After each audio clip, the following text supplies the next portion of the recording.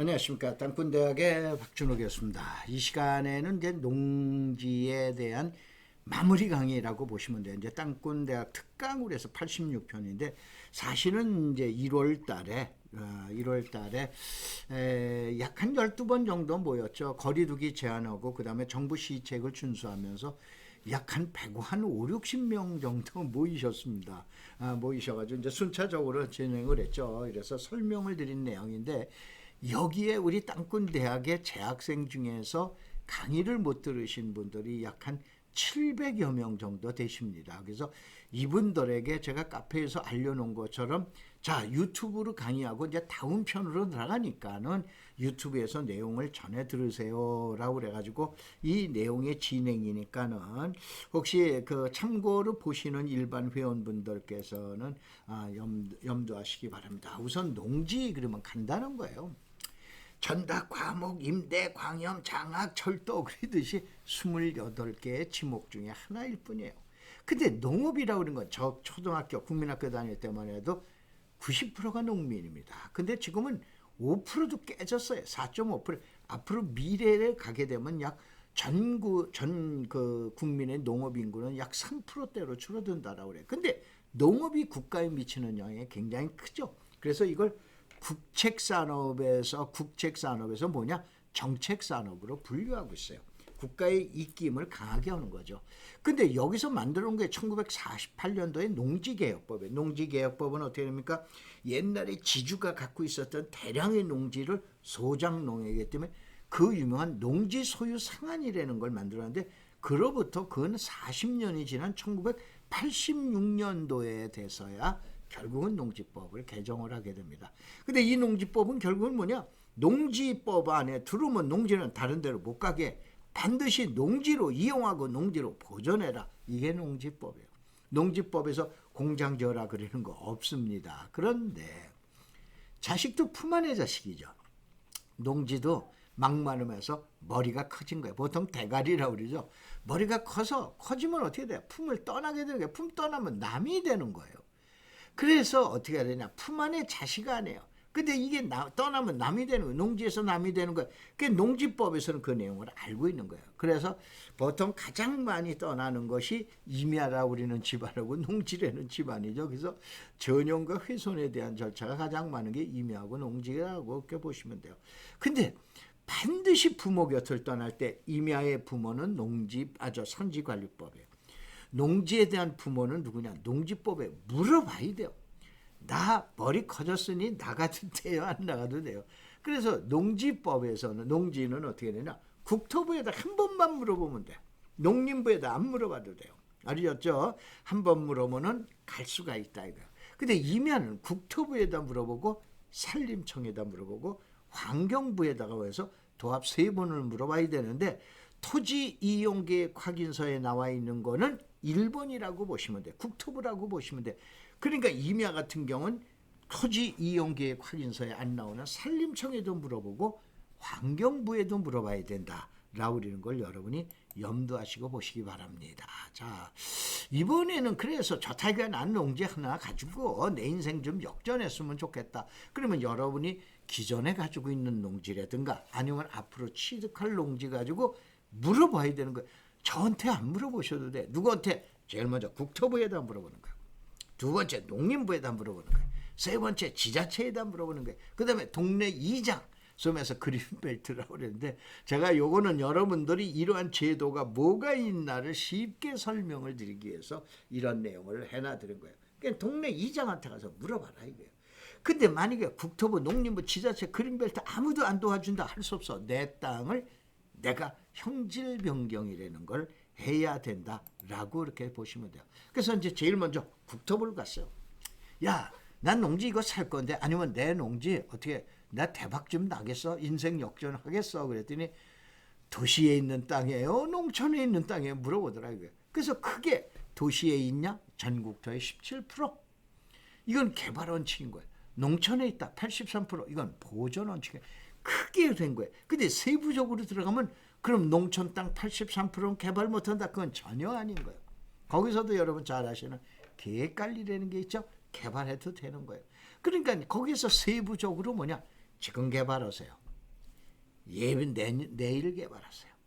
개발하면 안 됩니다. 예를 들어서 자, 이거를 갖다가 보통 도시계획이라고 그러는데 도시계획에서 뭐냐? 지금 당장 개발하는 걸 시가와 용지라고 그래. 그 시가와 용지 안에 들어가면 농지라 하더라도 뭐야? 농지 취득 자격 증명이 필요 없다 이런 얘기예요. 왜냐? 지금 당장 개발하는데 어디 가서 뭐 농취증을 받고 보고 그래요. 근데 시가와 예정 용지는 받아야 돼.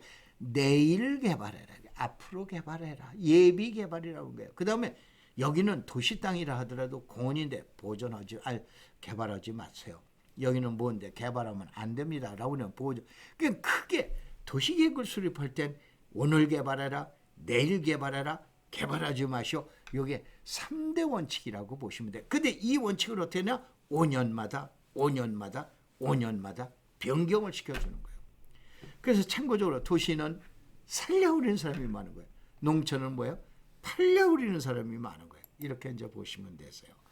자, 이번에는 이제 국토부 가서 알았어. 농림부로 갔다 이거예요. 농림부 가서 물어봤어요. 자, 나 요 땅 가지고 살려라고 그러는데 어떻게 인생 대박 좀 나겠소?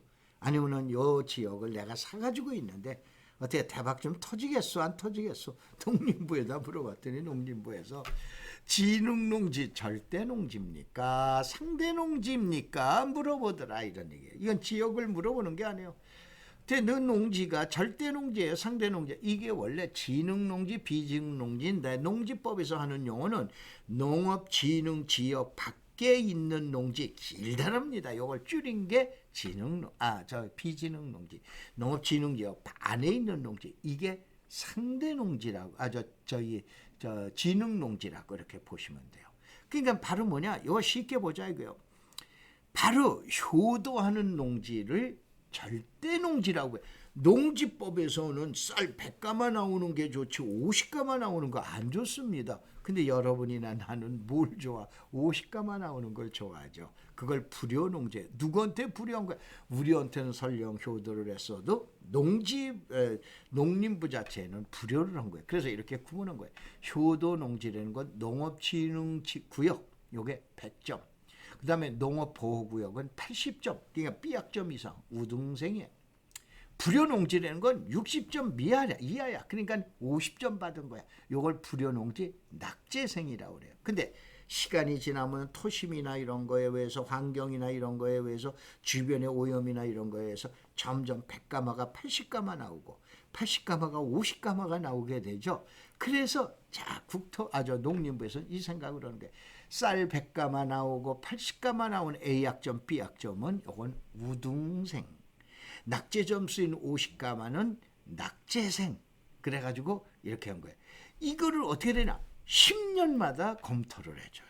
아시겠어요? 요거를 해제와 변경이라고 했어요. 저한테 가려서 잘 안 보이시는데 바로 뭐냐면 이게 변경과 해제라고 그리는 거예요. 아셨어요? 그걸 몇 년마다 해준다? 10년마다. 예를 들어서 A학점인 그 진흥구역을 보호구역으로 해도 땅값 30%에서 50% 올라요. 그런데 이게 진흥농지, 소위 말해서 우등생을 낙제성으로 보내면 50%, 100% 많은 데는 2배까지도 올라가요. 인생 역전이죠. 그렇죠? 그러니까 농림부의 내용을 갖다 잘 보시는데 이건 10년마다 왜 그러냐? 1986년도에 농지법이 개정이 됐다라고 했죠. 이로부터 10년이 지난 2006년도, 5년도, 6년도에 10년마다 지금 얘기하는 해제와 변경을 해버린 거예요. 그 다음에 이로부터 또 10년이 지난 2016년, 17년도에 대규모로 해제와 변경을 해준 거예요. 왜냐하면 농업인구도 줄어들잖아요. 그 다음에 앞으로 해줄 때는 언제야? 2025년, 6년, 7년도가 되면은 또 농림부에서 대사면을 해준다. 이렇게 보시면 돼요. 그러니까 이때에 30%에서부터 따따까지 올라가는 땅이 또 많은 거예요. 그래서 농림부를 이걸 자세히 보세요. 이게 효도농지, 이게 불효농지예요. 효도농지에서 진흥구역을 보호구역으로 해준 거예요. 이걸 변경. 잊어버리지 말고 꼭 기억하세요. 그 다음에 이걸 해제라고 그래요. 아셨어요? 이걸 이제 결안으로 제가 또 비유했어요. 결안으로 비유했는데 결안이라는 건 달걀 얘기하는 거예요. 노른자의 결안 안에 달걀 안에 노른자위가 신자위로 가는 걸 이걸 변경이라고 그래. 이 정도만 돼도 30% 50% 땅값이 올라간다. 그 다음에 이 달걀 밖으로 나가는 거, 이게 불효농지라고 그래. 밖으로 나가는 걸 해제라고 하는데 이건 최하 50%에서 따블이나 따따블까지도 올라가는 게 이게 바로 해제라고 그러는 거예요. 이건 몇 년 단위로? 10년 단위로. 언제 한다? 2025년 6년도 정도 되면은 국토부에서 10년 단위로 또 대사면을 해준다. 라우린 걸 여러분이 보시고 계시면 되세요. 자, 요번에는 좀 뜬금없는 얘기 좀 하겠습니다. 제가 맨날 얘기한 대로 다음에 황막사를 두르라고 그래요. 여러분들한테 말씀이죠. 황막사가 황사 막는 사람들입니다. 제가 대한민국 국민은 최초로 1999년도에 그 중국 사막에 들어가서 나무 심은 장본입니다. 중국 정부에서 뭐 표창원 둘째 무수히 많은 상들을 받았죠. 그런데 요 비영리 단체인데 제가 요번에는 최근에는 요같이 미얀마에다가 직업학교를 지어주고 있습니다. 저와 제 제자들의 힘으로 이런 거를 해주고 있습니다. 외부에서 지원은 단 1원 안 받았습니다. 요것이 금년도 2021년 아마 6월 아니면 8월 달에 아웅산 수치 여사 참석해서 왜냐? 작년 6월 달에 개교식을 가지려고 그러다 그 코로나 때문에 못했습니다. 자, 그래서 여기에서 요거 잠깐 설명을 드릴게요. 여러분들 땅꾼대학이 뭐냐 그러는데 땅꾼대학 입학 안내를 간단하게 설명을 드릴게요. 졸업은 2025년까지입니다. 제가 작년까지 대학에서 이제 완전히 졸업을 하고 이제 프리랜서로 하기 때문에 금년서부터 2025년 12월 31일까지 여러분을 최고의 대한민국의 땅꾼으로 모셔드리겠다. 5년 동안 등록금이라 딱 30만 원뿐이 안 됩니다. 30만 원을 내시면은 이와 같은 책인데 이와 같이 무지막지한 이게 교과서입니다. 이와 같은 교과서를 해드리는데 이게 수도권하고 그 다음에 전국 고속도로 인터체인지 지금 공사 중이거나 앞으로 나올 거 지번까지 나눠 있어요. 약 3,500건이 있고 그 다음에 어떻게 매주 토요일 날이나 일요일 날 또 아니면 수요일 날 어떻습니까? 마포에 있는 저희 황막사 사무국으로 오시면 거기서 교육도 해드려요. 아셨어요? 이게 5년 동안에 30만 원 이게 왜 그러냐? 다른 나라에 가서 봉사도 하는데 여러분한테 봉사를 못하겠습니까? 그래서 자세한 내용은 다음에 황막사에 오시든가 이따 이제 전화번호가 나오겠습니다. 010-7233-8061 저희 집사람인데 여러분한테 자세하게 잘 안내를 해드릴 겁니다. 자, 다시 들어가서 국토부에 물어봤어, 농림부에 물어봤어, 이제 지자체에 간 거야. 지자체에 갔더니 이제 고향이라고 생각하고 군수가 하는 말이 형님 요즘 저희 동네도 옛날에 같지 않아도 인구가 팍팍 줄어듭니다. 그래서 형님 만약에 내려오시면은 제가 거기를 영농여권 분리농지로 만들어줄게. 아니면은 형님이 갖고 있는 그 농지가 영농여권 분리농지예요. 그러면 거기 가서 농사도 짓고 뭐하고 다른 거로 쓰시고 싶으면 다른 거로 하세요. 그런데 이거는 농지법에서 나오는 영농여권 분리농지라고 우리는 거예요. 그 다음에 형님 서울에서 공장 하시고 계셨죠? 공장 일을 가지고 내려오세요. 공장 가지고 내려오면 그 땅은 한계농업정비지구 한계농지로 지정을 해드릴게요. 그러면 한계농지 지구다라 그러면 거기서 공장의 설립이나 인허가 굉장히 가깝게 하는데 이거는 농지법이 아닌 농어촌정비법이에요. 이 농어촌정비법은 여러분들 주말농장, 관광농원 또 그 농어촌 관광 숙박시설인데 보통 영어로 얘기하면 펜션 프랑스 말이죠. 그 다음에 민박이라는 거죠. 이건 농어촌 정비법 여기서 제공하는 거예요. 제시하는 거예요. 그래서 요거는 언제 하느냐? 아까 얘기한 도시계획은 5년 단위지만은 또 뭐예요? 또 지금 얘기한 농지에 대한 건 농림부는 10년 단위지만 요거는 시간 날 때마다 수시로 변경을 해준다라고 이렇게 보시면 되세요. 자, 그 다음에 그린벨트에서 동네에 간 거예요. 이장한테 자, 이장 나 좀 내려오려고 그래. 그래 놨더니 형님 국가에서요 우리 동네 그린벨트라고 해서 손가락 하나 건드리지 못하게 손가락 하나 닿지 못하게 풀 한 포기 못 뽑게 하더니 지네들은 무슨 보금자리다 공공주택이다 막 풀어먹어요. 그러더니 우리 동네는 좀 크다고 뭘로 해줘? 우선해제 마을인데 형님 동네는 집이 조금이다라고 해서 집단 칠학지구로 지정을 해줬네요. 거기 농지 가지고 계시죠? 우선해제에 들어가면 보통 몇 번이야? 제가 경험한 바에는 3배에서 4, 5배까지 땅값이 튀어버린 거예요. 근데 이거 지금 다 결정됐어요. 그 다음에 집단 칠학지구, 이게 이제 계속 지정되고 있는데, 집단 칠학지구만 된다 하더라도 토지 가격이 어떻게 했냐? 따블이 되더라고요. 다시 한번, 저희 동네는 크니까 우선해제인데요. 형님 동네는 집이 한 10서너 채뿐이 안 되시잖아요. 거기는 집단 칠학지구입니다. 그래서 제가요, 모자란다고 더 달라고 그랬더니 농업 관련 시설로 해서 자식놈들 시집장가 보내라고 그렇게 합디다. 그런데 요거를 뭐라 그러냐? 동식물 관련 시설이라고 하는데, 형님 오천조카 있죠? 용어. 오천조카가 여기에다가 창고 져가지고 농업용 창고 졌는데 그 시가를 한 4, 50억 대요. 이게 무슨 얘기냐? 여러분이 그린벨트를 지나가다 남양주나 구리나 하남시나 이런 데, 또 광명시나 이런 데 지나가다 보면 그린벨트에 창고 져져 있죠. 이 창고가 보통 어떻게 되냐? 물론 면적에 따라서 다르지만 10억짜리 창고 없습니다. 20억짜리는 핫발입니다. 보통 4, 50억을 해요. 그거 창고구만. 이러한 상대적으로 2개 갖고 계셔봐요. 얼마요? 100억이에요. 아셨어요? 그러면서 동네 이장이 형님 내려와서 그린벨트에서 농사 짓고 창고 짓겠어요? 라고 하더라. 이런 얘기예요. 다시 한번 이거는 여러분이 오해하시지 마시고 잘 이러한 우리 일상에서 일어나는 과정 가지고 농지를 이해하라는 거예요. 그 다음에 국토부에 물어보고 농림부에 물어보고 지자체에 물어보고 그 다음에 그린벨트에다 물어봤더니 아무도 안 해줘. 자, 국토부에서 용도 변경 5년 단위 해주는데 해줄 생각이 없어. 요게 해주는 게 지난번에 얘기했던 뭐야? 시가와 예정용지라고 그러는 거죠. 시가와 예정용지로 또 하려라고 그래놨는데 지금 얘기한 그 가망성이 없어요. 이건 방법을 제가 다시 한번 세부적으로 지난번에 왜 말씀을 드린 적이 있었죠. 그 다음에 농림부에 갔더니 해제와 변경만 돼도 30% 50%. 또 더블도 돼. 해제가 됐다라고 그런다면은 50% 더블까지 돼. 그러면은 되는 거 아니에요. 그러면 인생 역전하는 거 아니에요. 그 지자체에 갔더니 한계 농지와 영농 여건 분리 농지도 안 해줘. 그 다음에 그린벨트에 갔더니 동식물 창고도 못 치게. 그럼 마지막 방법은 어떻게? 내 손으로 내가 코를 푸는 방법이 없어요. 이게 마지막 역전국인 형질 변경이라고 그러게. 그런데 뭐예요?